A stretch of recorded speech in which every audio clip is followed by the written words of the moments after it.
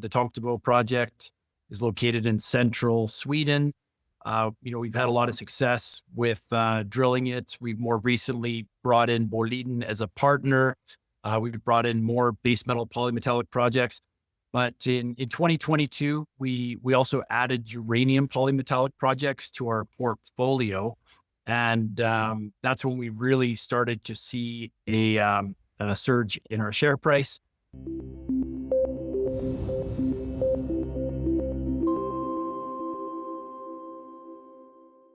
We got Garrett Ainsworth, CEO, President, Director of District Metals. How are you? I'm doing great, Steve. Yeah, great to meet you and have this interview today. Yeah, well, Garrett, it's been a great meeting you as well. You are in British Columbia, but I think your projects are primarily in Sweden. If you can tell us a bit about District Metals, your history, maybe a bit about you, and just what we need to know about who you guys are. Yeah. So maybe I'll just start off about myself. I'm a geologist by training. Spent a lot of my career in the Athabasca Basin. Had a lot of success exploring and discovering high-grade uranium deposits. I was the VP Exploration for Alpha Minerals. Took a lead role in the discovery of the Triple R deposit. Won an industry award in 2013 for that. Alpha Minerals got bought out by Fission Uranium for $189 million. In November of 2013. Then I went on to NextGen Energy as a VP Exploration and Development in 2014. Had a lot of success, obviously, with the Arrow discovery and other discoveries within the Southwest Athabasca Basin of northern Saskatchewan. When I joined NextGen, the market cap was about 50 million. When I left, the market cap was about 3 billion. Obviously, the Arrow deposit is now turned into one of the best undeveloped uranium deposits in the world. When I left NextGen in 2018, I won a few industry awards for my work there on the Arrow deposit and also within that part of the Athabasca Basin. Then in 2018, I got a hold of District Metals as a shell company, and we took about a year and a half to find a project that we could get really excited about, and that was our Tom Debo project in Sweden. So that was about 2020. We acquired it. The Tom Debo project is located in central Sweden. We've had a lot of success with drilling it. We've more recently brought in Boliden as a partner.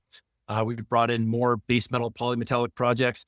But in 2022, we also added uranium polymetallic projects to our portfolio.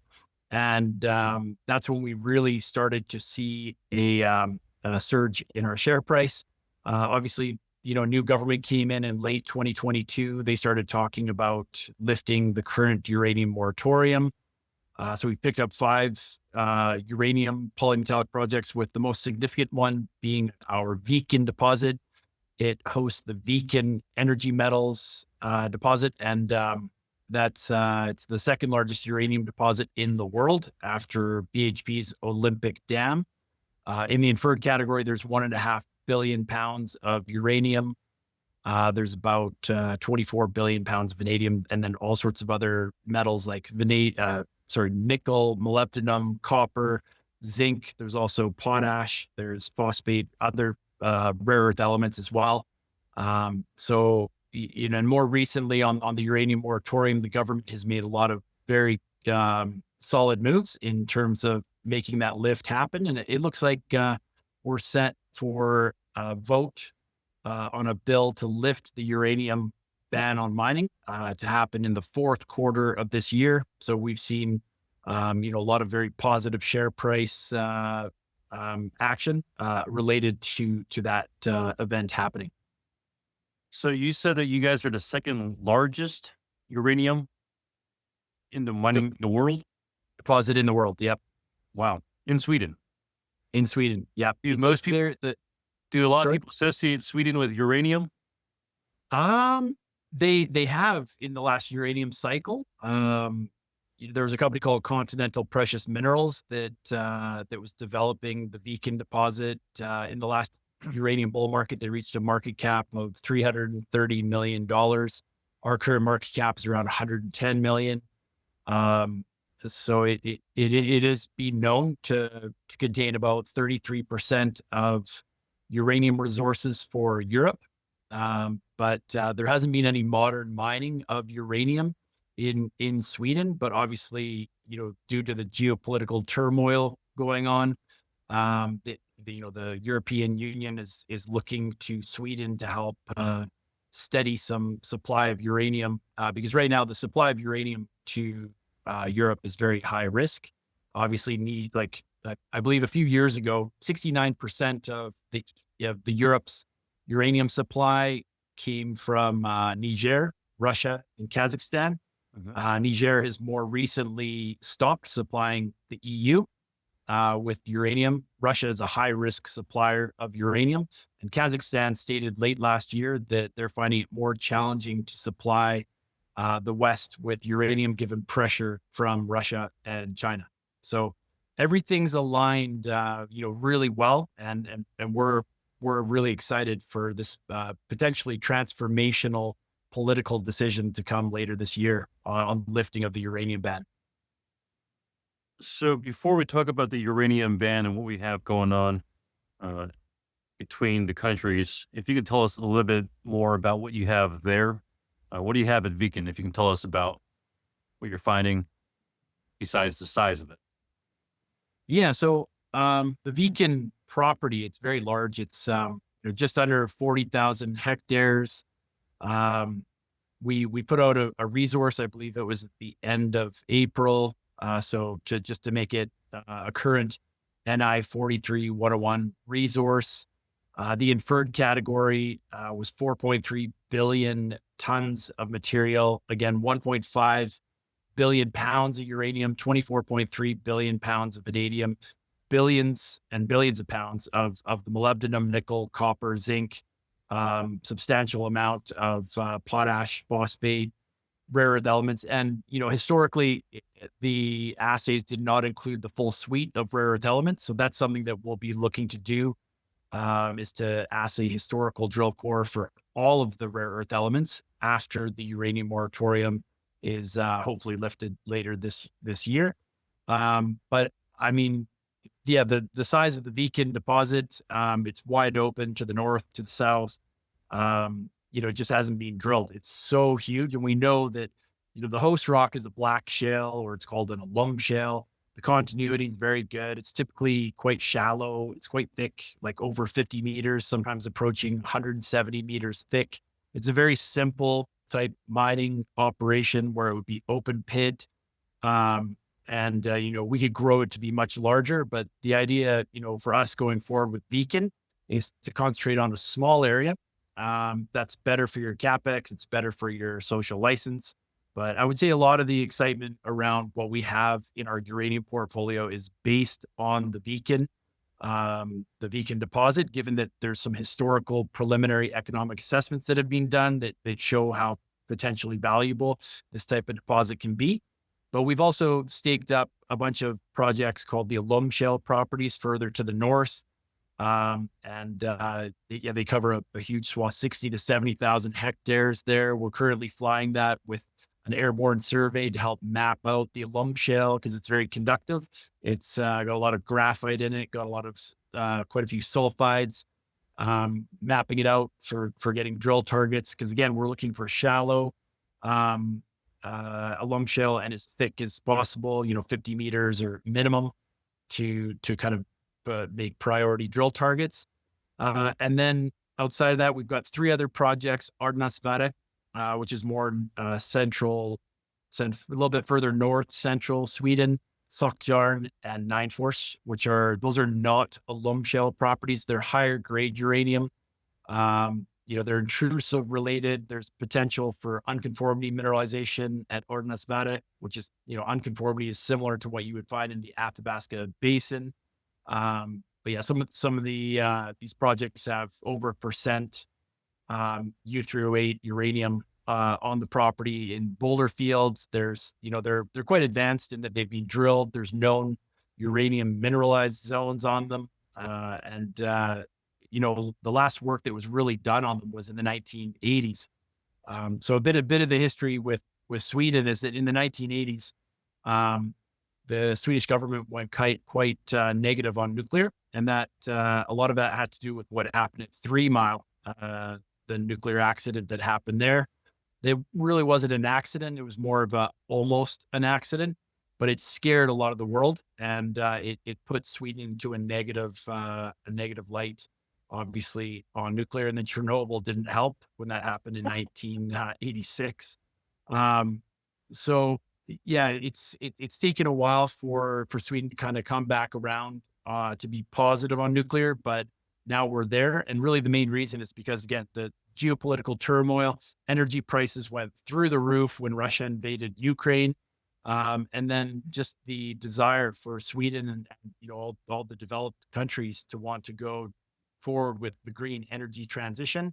This is not really possible to do with just solar and wind. We need nuclear as part of the energy mix to kind of wean ourselves off of fossil fuels.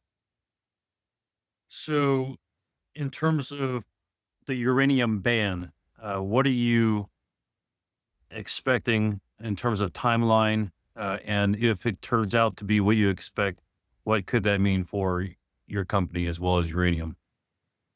Yeah, good question. So, I mean, the most we'll start. It kind of takes back to December of 2024.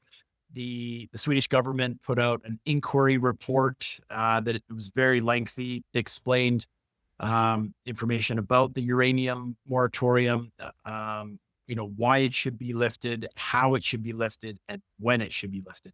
And the government also put out a press release at that time. I believe it was December 23rd. It was a good Christmas present. Basically all the party members from the current Swedish government that form the coalition that's center right, they all had a quote saying, they're very supportive of this happening. They have a majority. They're saying they have a majority to approve lifting the ban on uranium mining, and that kicked off a consultation period whereby stakeholders could comment on the inquiry report. District Metals was one of the stakeholders. They got to comment on it. Other groups included municipalities, counties, other government agencies, all sorts of associations, environmental groups. So they basically taken all those comments, and then they've done a draft bill to lift the uranium moratorium. And more recently, on June 12th, the government submitted this draft bill for judicial review. And so that's when nonpartisan judges basically reviewed the bill just to make sure it's crystal clear that there's no confusion. It's all part of the process of bringing a bill to Parliament to be voted on. And then, much of Sweden and Europe goes on break as of midsummer, which I believe was June 21st or June 20th. And then people will start coming back in August. But it has been in the calendar that the government will start discussing the lifting of the uranium moratorium in September. It's not entirely clear when they're going to vote on the bill to lift the uranium ban. Could happen September, October, November, but the plan is to get it voted on and approved before January 1st, 2026, because the legislation in Sweden only changes 2 times a year, January 1st and July 1st. So they want to make sure they get the bill buttoned down before January 1st, 2026, so that it goes basically live for all of 2026. So, in terms of risk and reward, if this pans out the way you would anticipate, what could this mean for the price of uranium in Sweden and your company in Sweden, or your mining in Sweden? And if it doesn't happen, what's the risk? I mean, how do you see this playing out, as well as if it doesn't play out, then what risk is there for the investor? Yeah. So, I mean, probably one of the best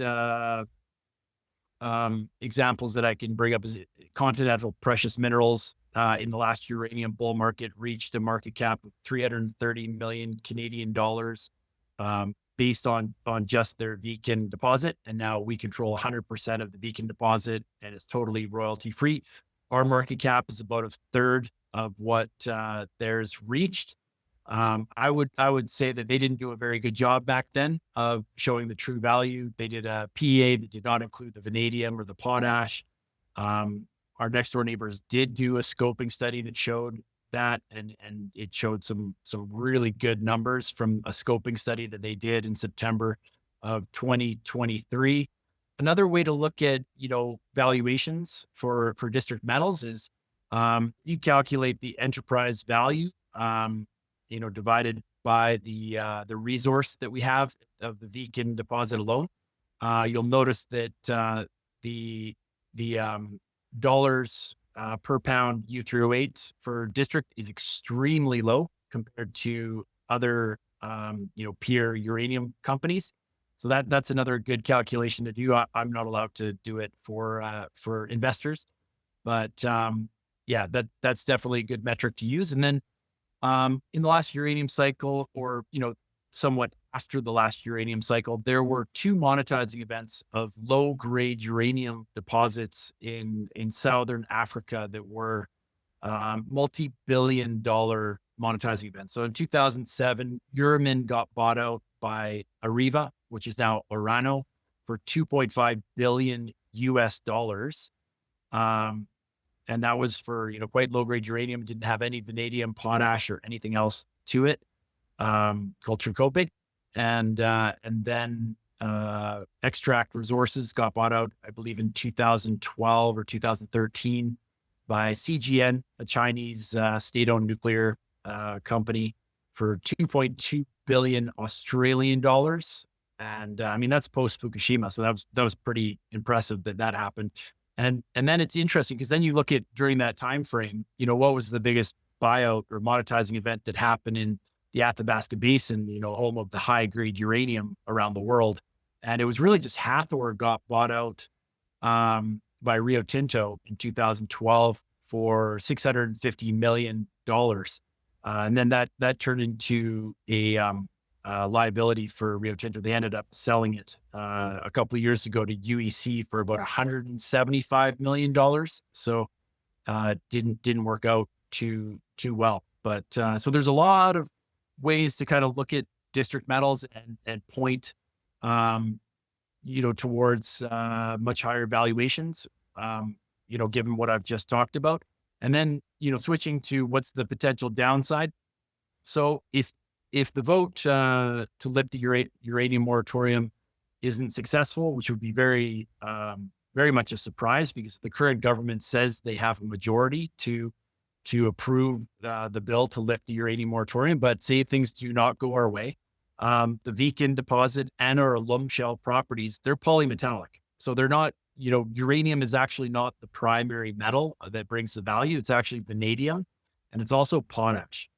So we would still, by the Mining or the Minerals Act in Sweden, be allowed to mine the Viken deposit, and we could recover, the vanadium, the potash, everything else, but we'd have to put the uranium back in the tailings. Obviously, that's not your optimal scenario, but that is something that we could make a decision to do if the uranium moratorium doesn't get passed. But I think, again, everything that's happening in the world today, geopolitically, is pointing to this lift is very likely going to happen. All the wording that we're getting from the politicians is all pointing towards that as well. So, and then of course we also have our base metal polymetallic side with district metals that has good value to it. I mean, we're looking for another giant base metal polymetallic deposits such as Boliden's Garpenberg or Zinkgruvan mine.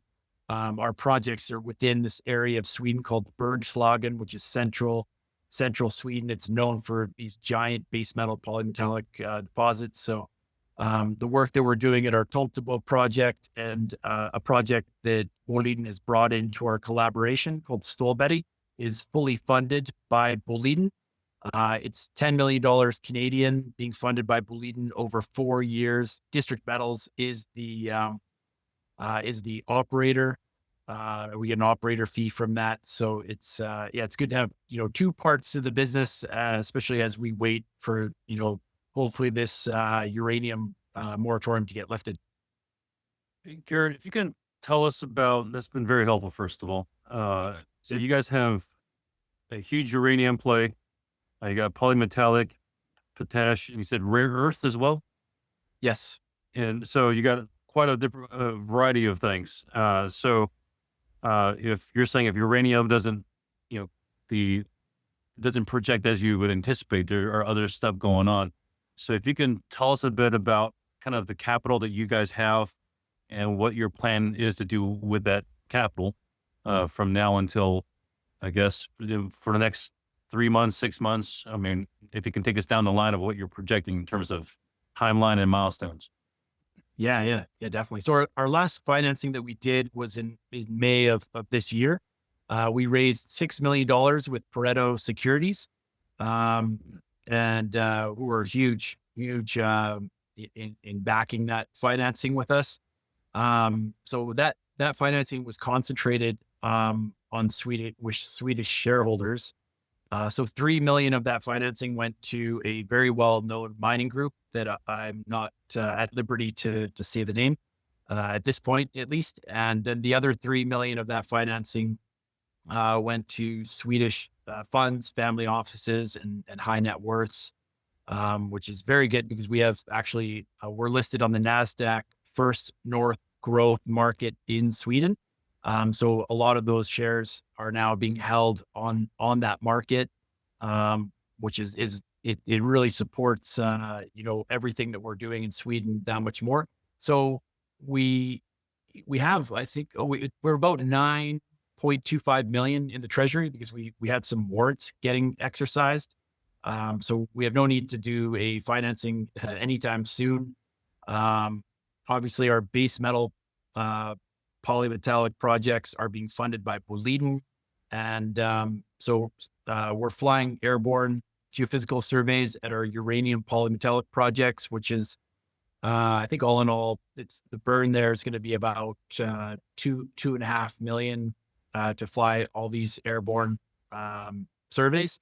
And then the plan is once the moratorium is being lifted, then we will start to initiate a updated preliminary economic assessment that hopefully we'll be able to get out for like mid 2026. And I would expect that would cost somewhere in the range of 500 to 600,000, depending on how much metallurgy we decide to do. But obviously, it also depends on where exactly we decide to do the mining scenario, because it's such a big deposit. 4.3 billion tons. But I mean, in a mining, and that's just in the inferred. The indicated is much smaller. But our preliminary economic assessment will be targeting something like 100 million tons. So just a fraction of the inferred resource. So we want to pick the sweet spot in terms of that it's as close to surface as possible, it's as thick as possible, and then from a social perspective, it's in the best area that as possible. So we'll go forward on that basis. With targeting about 100 million tons mining center. Garrett, if we can take a little shift to your corporate structure, if you can, I think you touched a little bit about it. Shares outstanding, fully diluted, how many warrants you have. And if you can also touch upon the equity ownership, what percentage is owned by insiders and institutions, if you're able and at liberty to share your top shareholders or whatever you can share with us.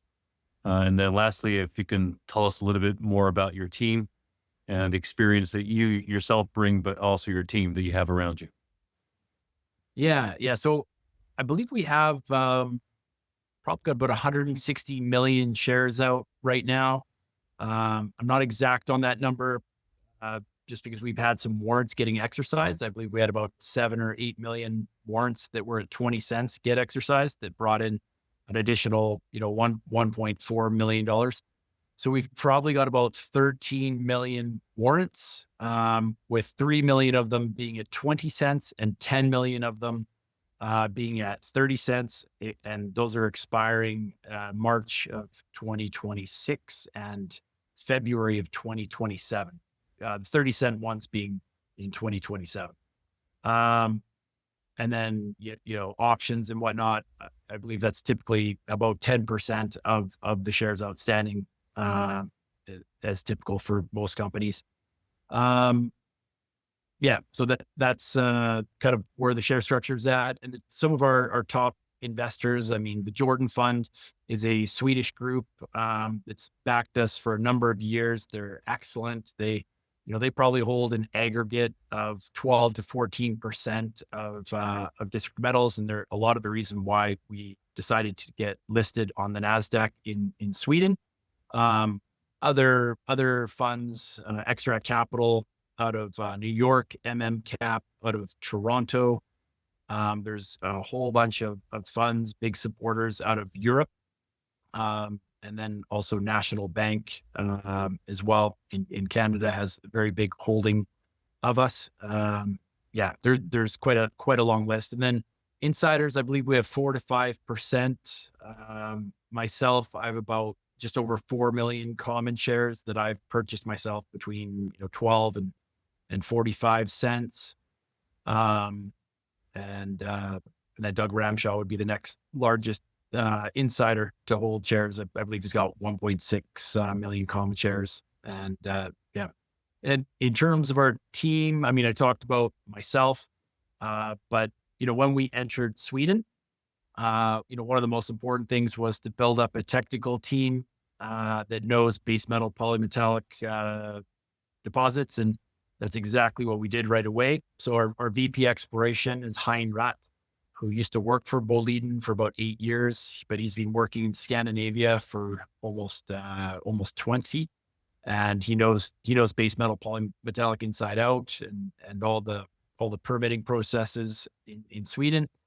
Rodney Allen is one of our key geological consultants. He's kind of the grandfather of base metal polymetallic deposits in Sweden. He's written many a technical paper. He was with Boliden for 18 years or so. He took a lead role in the discovery of some new mineralized bodies at the Garpenberg mine that basically took it from near closure in the late 1990s to now being a tier 1 asset for Boliden.